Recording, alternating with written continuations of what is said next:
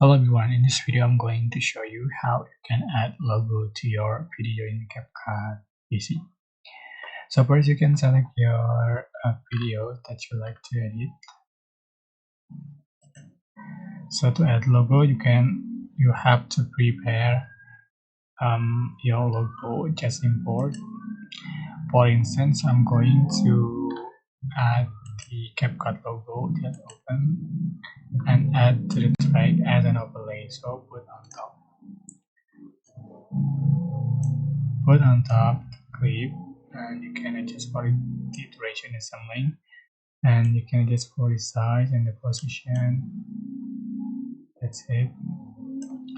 You can blend the overlay, so select multiply and you can select right there or just free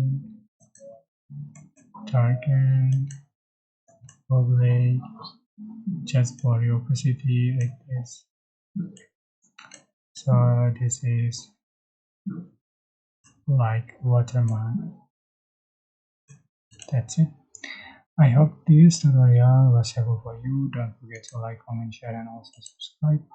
If you have any question, please type in the comment section below. Thank you so much for watching.